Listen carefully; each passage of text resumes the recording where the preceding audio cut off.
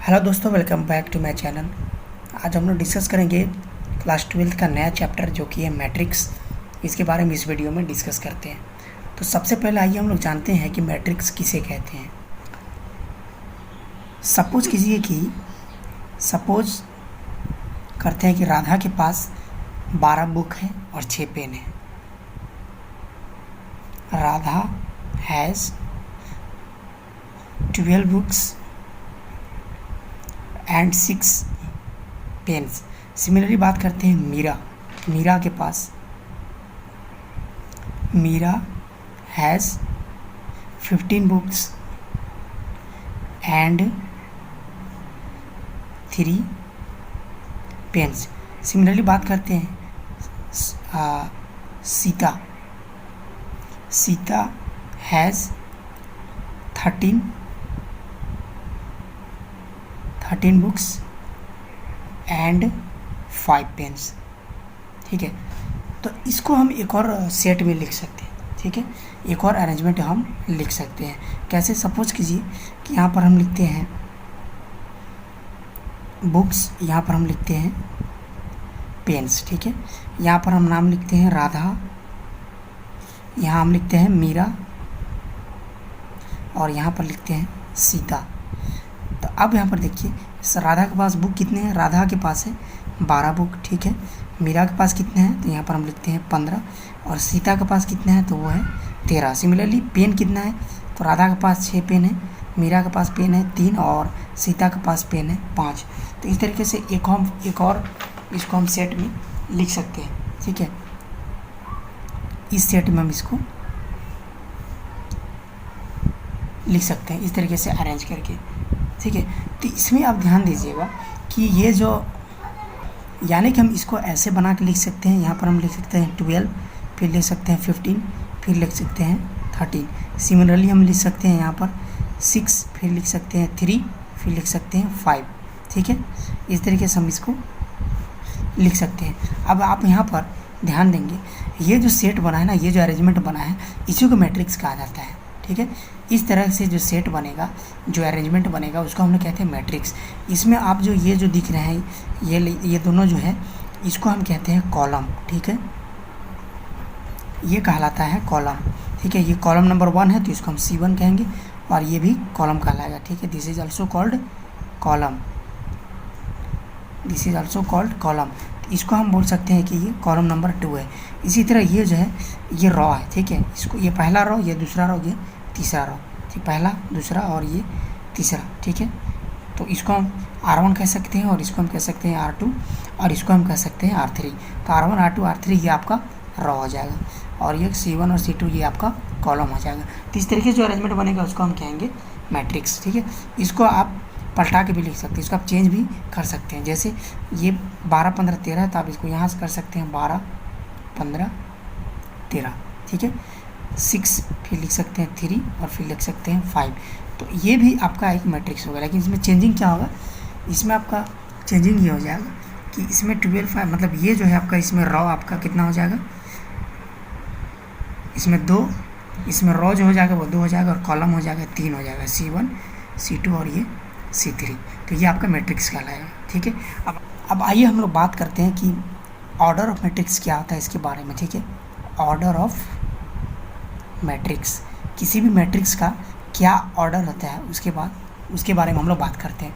Suppose कीजिए कोई एक मैट्रिक्स है, देखिए यही वाला, इसको मान के चलो कि A ले लेते हैं। ठीक है, तो ये कितना दिया हुआ है? 12 और ये 15 और ये 13 दिया हुआ है। फिर आप यहाँ पर लिख सकते हैं 6, 3 और 5 लिख सकते हैं। ठीक है, तो ये आपका एक मैट्रिक्स हो गया। तो इसमें इसका अगर आप ऑर्डर निकालेंगे तो आप इसको देखेंगे कि इसमें रॉ कितना है और कॉलम कितना है। तो इसमें आप देखिए कॉलम कितना है? 1 और 1, 2 और रॉ कितना है? 1, 2, 3। ठीक है, तो ये वाला जो पार्ट होता है ना, ये, इसको आप कहेंगे कॉलम। ठीक है, और ये जो पार्ट होगा ये आपका कहलाएगा रॉ। ठीक है, लंबा वाला जो खड़ा है वो आपका कहलाएगा कॉलम और ये जो आपका स्लिप दिख रहा है वो आपका हो जाएगा रॉ हो जाएगा। ठीक है, तो रॉ और कॉलम आपको पता चल गया। तो ऑर्डर ऑफ मैट्रिक्स हम जब भी लिखेंगे, ऑर्डर ऑफ मैट्रिक्स जब भी लिखें तो ये आपका ऑर्डर ऑफ मैट्रिक्स से आ जाएगा m इंटू एन हो जाएगा, जिसमें m आपका क्या हो जाएगा? रो हो जाएगा और n जो है वो आपका कॉलम हो जाएगा। तो अगर इसका ऑर्डर बात करें, इसका ऑर्डर ऑफ ए, इसका इस मैट्रिक्स का ऑर्डर अगर हम बात करें तो इसमें आप देखेंगे तो रो कितना है, इसमें रो आपका कितना है 3 है, ठीक है, इसलिए 3 लिखेंगे और कॉलम कितना है 2, तो 2 लिखेंगे। तो यही हो जाएगा ऑर्डर ऑफ मैट्रिक्स। तो इसके लिए ऑर्डर ऑफ मैट्रिक्स क्या हो जाएगा, 3 × 2 हो जाएगा, ठीक। नेक्स्ट हम लोग बात करते हैं कि एलिमेंट ऑफ मैट्रिक्स, किसी भी मैट्रिक्स का कितना एलिमेंट होता है उसके बारे में बात करते हैं। एलिमेंट ऑफ मैट्रिक्स के बारे में, आप एलिमेंट ऑफ मैट्रिक्स क्यों कहेंगे, सपोज कीजिए कि आपके पास कोई मैट्रिक्स है, ठीक है, अगर कोई मैट्रिक्स दिया हुआ है तो उसमें जितने भी नंबर्स होंगे उसके अंदर, ठीक है, तो उन सारे नंबर्स को हम लोग कहते हैं एलिमेंट, ठीक है। जैसे फॉर एग्जांपल अभी इसमें जो आपको बताया गया था, इसमें देखिए ये जो मैट्रिक्स है, ठीक है, ये जो मैट्रिक्स है, तो इसमें आपको जो नंबर दिख रहा है 12, 6, 15, 3, 13, 5, तो ये सारे क्या है, ये एलिमेंट्स हैं। तो किसी भी एलिमेंट्स को हम जनरल वे में, या किसी भी मैट्रिक्स के एलिमेंट को हम जनरल वे में कैसे हम उसको रिप्रेजेंट करते हैं, इसके बारे में हम लोग इसमें देखेंगे। तो सपोज करो कि एक मैट्रिक्स हमारे पास दिया हुआ है ए, ठीक है, ये एक मैट्रिक्स है, तो इसमें जो एलिमेंट्स है उसको हम लिखेंगे इस तरीके से A11, फिर लिखेंगे A12, फिर लिखेंगे A13। इस तरीके से ये आपका जाएगा कहाँ तक, ए से आपका ये जाएगा 1 और n तक जाएगा, क्योंकि यहाँ पर देखिए 1, 2, 3 ये आपका बढ़ते जा रहा है, तो ये जाहिर सी बात है ये n तक चला जाएगा, और ये 1, 1, 1 तो सब में 1, 1 ही है, तो 1, 1 ही रहेगा। उसी तरह अगर हम बात करते हैं यहाँ पर, इसको देखिए 2, 1 यानी 21, फिर ये 22 हो जाएगा, फिर ये 23 हो जाएगा, तो ये भी डॉट डॉट डॉट करके कहाँ तक जाएगा, ये देखिए 2, 2, 2 ये चेंज नहीं हो रहा था, यहाँ पर 2 ही रहेगा, लेकिन ये 1, 2, 3 करके चेंज हो रहा है, तो ये कहाँ तक जाएगा, 2n तक जाएगा। उसी तरह नेक्स्ट हम लोग बात करते हैं ए, तो यहाँ पर लिखेंगे 31, फिर यहाँ पर लिखेंगे 32, फिर यहाँ पर लिखेंगे 33, तो ये आपका डैश डैश कहाँ तक जाएगा, A3, और ये आपका कितना हो जाएगा, n हो जाएगा, ठीक। उसी तरह अगर आप इसको नीचे देखिए तो ये नीचे भी आएगा, तो अगर ये नीचे आएगा तो ये कहाँ तक जाएगा, ए। अभी देखिए 1, 2, 3 ये तो बढ़ रहा है, तो ये आपका m हो जाएगा, लेकिन ये 1, 1, 1 ही है, तो ये आपका हो जाएगा 1, ठीक है, तो इसका आप ध्यान में रखेंगे। उसी तरह इसमें भी अगर आप नीचे इसको देखें तो ये देखिए 1, 2, 3, ठीक है, ये आपका क्या हो रहा है, 1, 2, 3 ये बढ़ते जा रहा है, तो यहाँ पर लिखेंगे m, मतलब ये m तक जाएगा। इसमें देखिए 2, 2, 2, 2 ही है, तो यहाँ पर m2 हो जाएगा, ठीक है।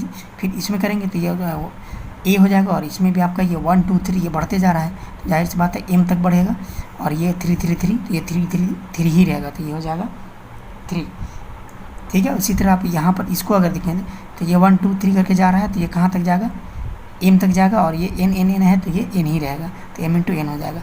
तो ये जो फॉर्म आपको दिख रहा है, तो ये किसी भी मैट्रिक्स का एक जनरल फॉर्म होता है, किसी भी मैट्रिक्स का। अब मैट्रिक्स अंदर में जितने भी एलिमेंट्स दिए हुए हैं उन सारे एलिमेंट्स का वैसे ही याद रखेंगे, ठीक है। इसमें A 11, 12, 13 करके याद रखना है, 14, 15, 16 कुछ भी जाएगा।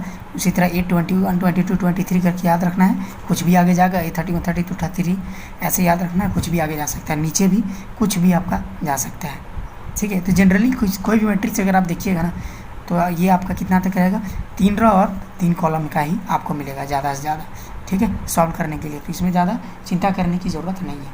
तो किसी भी मैट्रिक्स को आप अगर रिप्रेजेंट करते हैं जनरल वे में, तो उसको आप किस तरीके से रिप्रेजेंट कर सकते हैं, ऐसे। तो A इक्वल टू क्या हो जाएगा, यहाँ पर आप लिख सकते हैं A, I और J लिख सकते हैं, ठीक है। और इधर आप लिख सकते हैं M × n।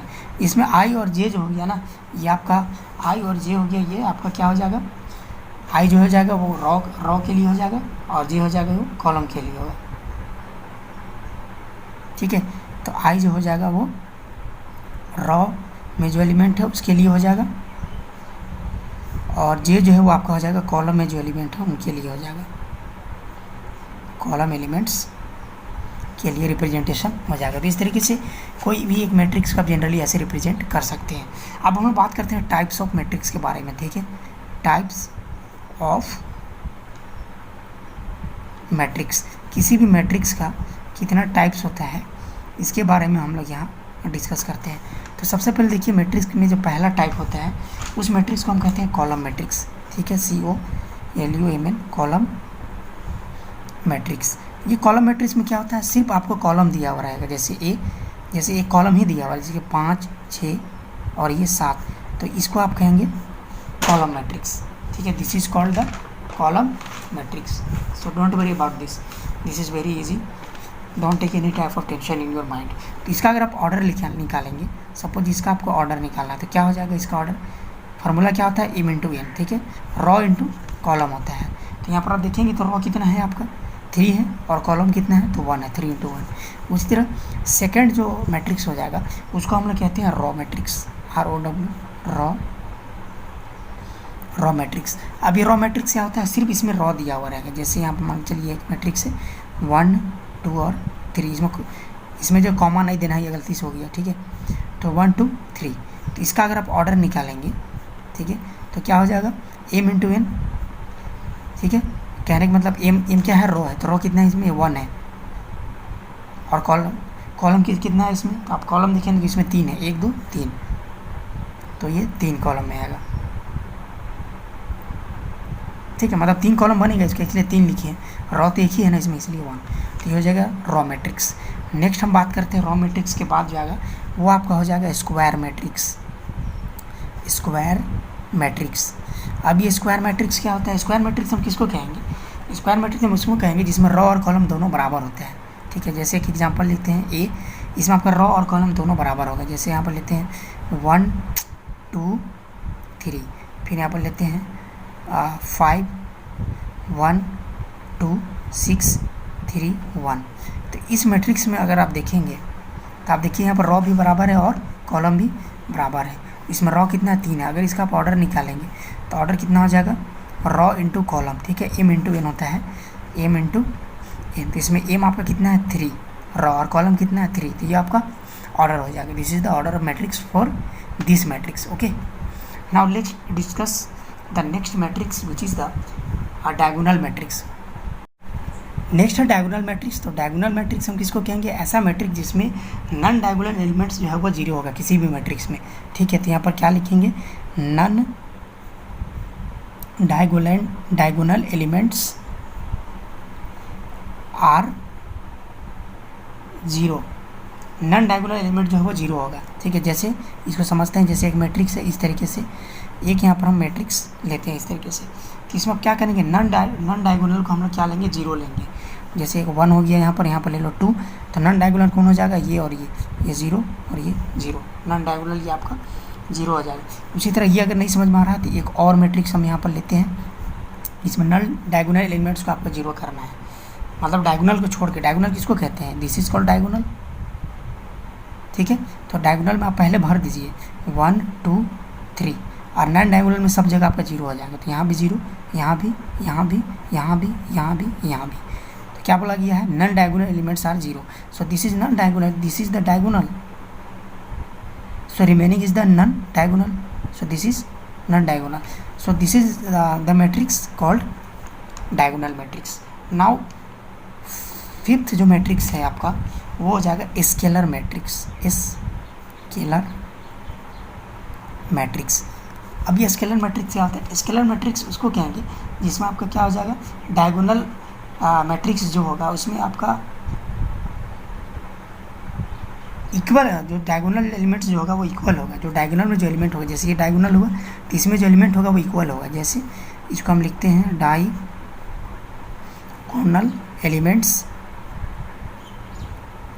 Are equal, diagonal element जो है वो इक्वल होगा। जैसे यहाँ पर लिखते हैं, एक मैट्रिक्स बनाते हैं यहाँ पर, जैसे यहाँ पर लिखते हैं -1 -1, ठीक है। यहाँ पर लिख देखते हैं 2 और यहाँ पर 3। देखिए ये जो डायगोनल है बीच में, तो इसमें आप देखेंगे कि इसमें क्या है, सेम नंबर है, सो this is the scalar matrix. एक और एग्जांपल लेते हैं, जैसे यहाँ पर लेते हैं 1 फिर 1 फिर 2, यहाँ पर लेते हैं 5 6, यहाँ पर कुछ भी ले लेते हैं 3 ले लेते हैं, यहाँ पर ले लेते हैं 4, यहाँ पर ले लेते हैं 2 और यहाँ पर ले लेते हैं 1। तो इसमें आप देखिए ये जो डायगोनल है ये, this is the diagonal elements. तो इसमें आपका ये क्या है, सेम है। तो अगर सेम हो जाए डायगोनल में, चाहे इधर से इस डायगोनल की तरफ से चाहे इस डायगोनल की तरफ से, तो वैसा जो मैट्रिक्स बनेगा उस मैट्रिक्स को हम क्या कहेंगे, स्केलर मैट्रिक्स कहेंगे। Now the sixth type of matrix is identity matrix, identity matrix, identity matrix. अब ये आइडेंटिटी मैट्रिक्स क्या हो जाएगा, ये आइडेंटिटी मैट्रिक्स ऐसा होगा जो कि एक स्क्वायर मैट्रिक्स होता है, ठीक है। This is the square matrix, ये स्क्वायर मैट्रिक्स ही होगा। स्क्वायर मैट्रिक्स आपको पीछे बताया जा चुका है, ठीक है। स्क्वायर मैट्रिक्स में क्या होता था कि आपका रो और कॉलम सेम होता था, ठीक है। तो स्क्वायर मैट्रिक्स एक ऐसा मैट्रिक्स होगा जिसमें आपका क्या हो जाएगा, जितना भी डायगोनल एलिमेंट्स हैं सब 1 रहेगा, बाकी 0 हो जाएगा, ठीक है। सिर्फ डायगोनल वाला 1 रहेगा। Square matrix having all element, having all diagonal element, having all diagonal elements 1 only, and rest are 0। और जितना भी रेस्ट में एलिमेंट्स होगा वो सारा एलिमेंट्स क्या हो जाएगा, 0 हो जाएगा, सिर्फ डायगोनल वाला जो है वो 1 होगा। और ये स्क्वायर मैट्रिक्स होगा। स्क्वायर मैट्रिक्स किसको कहेंगे, स्क्वायर मैट्रिक्स कहने का मतलब जिसमें रो और जो कॉलम होगा वो आपका बराबर हो जाएगा। तो जैसे एक मैट्रिक्स लें तो इसको आप एक स्क्वायर मैट्रिक्स आप पहले इसको बना लीजिए। जैसे यहाँ पर लेते हैं, डायगोनल आपको सेम करना है, यहाँ पर 1 1 1, यहाँ पर क्या लिख रहा है, square matrix having all diagonal elements 1। तो देखिए डायगोनल में 1 1 हो गया और बाकी सब में क्या हो जाएगा, 0 हो जाएगा, ठीक है। तो इसको आप याद रखिएगा, आइडेंटिटी मैट्रिक्स इसको कहेंगे जिसमें जो आपका डायगोनल है उसमें 1 होगा और बाकी जितना भी बचेगा उन सब में 0 होगा। उसी तरह एक और लेते हैं स्क्वायर मैट्रिक्स सिंपल वाला, 2 रो और 2 कॉलम वाला, तो भी तो स्क्वायर मैट्रिक्स ही होगा ना। स्क्वायर मैट्रिक्स यानी जिसका रो और कॉलम दोनों बराबर हो। जैसे यहाँ पर इसका 1 ले लेते हैं, इसका भी 1 ले लेते हैं, तो डायगोनल में 1 हो गया, बाकी जो बचा वो 0 हो गया। दिस इज द डायगोनल, तो this is also called the identity matrix. एक और मैट्रिक्स होता है जिसको हम कहते हैं जीरो मैट्रिक्स, ये लास्ट है जीरो मैट्रिक्स। अब ये जीरो मैट्रिक्स क्या, जीरो मैट्रिक्स जिसमें आपका जो एलिमेंट्स होगा अंदर में वो सब 0 हो जाएगा। जैसे एक मैट्रिक्स लेते हैं, जैसे ये 0 0 0 0, this is called zero matrix. Similarly एक और लेते हैं यहाँ पर इस तरीके से 0 0 0 0 0 0 0 0 0, so this is also called the zero matrix because all the elements inside the matrix is 0, that is why this is called the zero matrix. Now let's discuss the equality of matrix. Equality of matrix क्या होता है, equality of matrix. Equality of matrix किसको कहेंगे, मिसाल तौर पर कोई 2 matrix आपके पास दिया हुआ है ए, जैसे मिसाल तौर पर यहाँ पर दिया हुआ है 1 दिया हुआ है, फिर x दिया हुआ है, 5 दिया हुआ है, 2 दिया हुआ है, ठीक है। उसी तरह एक और मैट्रिक्स दिया हुआ है b, उसमें आप ले सकते हैं यहाँ पर y दिया हुआ है, यहाँ पर z दिया हुआ है, यहाँ पर 2 दिया हुआ है, यहाँ पर 3 दिया हुआ है, ठीक है। तो इस कंडीशन में क्या हो जाएगा, अगर 2 मैट्रिक्स दिया हुआ है तो देखिए इसका 1 और इसका y, मतलब सेम एलिमेंट को सेम रो से और सेम कॉलम से इक्वल कर देना होता है, ठीक है, बराबर कर देना होता है, उसी को हम लोग कहते हैं इक्वालिटी ऑफ मैट्रिक्स। देखिए इस कॉलम में 1 है और इस कॉलम में y है, या फिर इस रो में देखिए तो फर्स्ट में एलिमेंट क्या है 1 और इसमें y है, तो अगर आप यहाँ से देखेंगे तो 1 इक्वल टू क्या हो जाएगा, y हो जाएगा। उसी तरह यहाँ पर देखिए इस रो का जो सेकंड एलिमेंट है वो x है और इस रो में जो सेकंड एलिमेंट है वो z है, या फिर बोल सकते हैं इस कॉलम में जो फर्स्ट एलिमेंट है वो x है और इस कॉलम में जो फर्स्ट एलिमेंट है वो z है। तो इस कंडीशन में यहाँ पर क्या हो जाएगा, x is equal to z हो जाएगा। उसी तरह यहाँ पर आप देखिए ये क्या लिखा हुआ है, ये आपका 2 लिखा हुआ है, ठीक है। तो इस तरीके से आप किसी भी मैट्रिक्स को इक्वल कर सकते हैं, this is the equality of matrix. जैसे 5 इक्वल टू आप यहाँ पर 2 भी कर सकते हैं, ठीक है। सो इसको हम कहेंगे इक्वालिटी ऑफ मैट्रिक्स। एक और हम मान के चलो ले लेते हैं ए, ले लेते हैं 5x + y और यहाँ पर ले लेते हैं ए, यहाँ लेते हैं 2, यहाँ पर लेते हैं x 3 और यहाँ पर 5, यहाँ पर 7, यहाँ पर 6, एक मैट्रिक्स ये ले लिए। और सिमिलरली कोई एक और मैट्रिक्स ले लो, ठीक है, मान के चलो एक और मैट्रिक्स हम यहाँ पर ले लेते हैं, b की जगह में एक और मैट्रिक्स ले लेते हैं 5 6 7 3 2 1 5 3 और ये 1 ले लेते हैं। तो इक्वालिटी ऑफ मैट्रिक्स से क्या हो जाएगा, by the equality of matrix 5, देखिए x + y इसका और इसका 6 बराबर है, तो यहाँ पर लिखेंगे x + y is equal to 6 लिखेंगे। उसी तरह यहाँ देखिए a किसके बराबर है, 7 के बराबर है, तो यहाँ पर लिखेंगे a इज इक्वल टू 7। उसी तरह x ये किसके बराबर है, 5 के बराबर है, तो यहाँ पर लिखेंगे x इज इक्वल टू 5। तो इस तरीके से आप क्या करते हैं, इक्वालिटी ऑफ मैट्रिक्स के द्वारा आप x, y और z का वैल्यू निकाल सकते हैं। सो स्टूडेंट्स ये सब जो था मैट्रिक्स का एक्सरसाइज 3.1 का बेसिक था। मैट्रिक्स का बहुत सारा बेसिक्स है, तो जिस तरीके से चैप्टर एक्सरसाइज आगे बढ़ेगा उसी तरीके से मैं बताते जाऊँगा, ठीक है। जितना भी कॉन्सेप्ट है एक्सरसाइज का वो सब, क्योंकि एक ही बार में बता देना ये पॉसिबल तो है, लेकिन स्टूडेंट को समझ में नहीं आएगा, आप लोग को समझ में नहीं आएगा। इसलिए मैं क्या करूँगा, एक एक करके एक्सरसाइज वाइज बताते जाऊँगा, ताकि आप लोग को अच्छी तरीके से ये पूरा समझ में आ जाए। सो आज के वीडियो में इतना ही। Thank you very much.